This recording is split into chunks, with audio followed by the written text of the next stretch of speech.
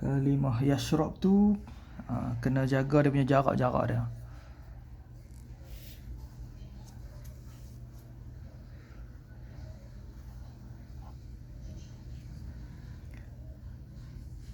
Buat huruf dal. Kalau ikutkan dal betul lah, memang satu.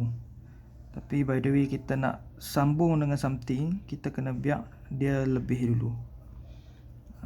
Mana kata satu lebih lah. Tang lebih tu kita buat sin. Biar mendatarnya. Nampak?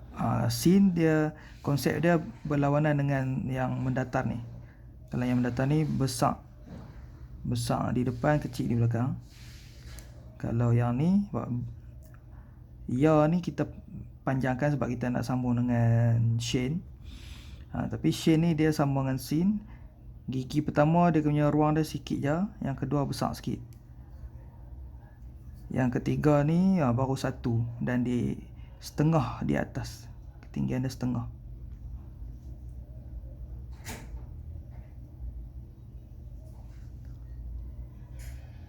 Okey, satu.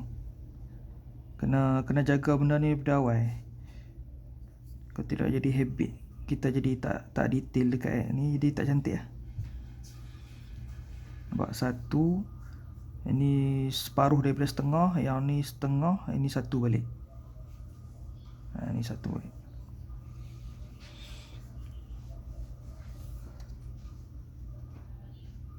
Huruf ba tu bagi keras sikit.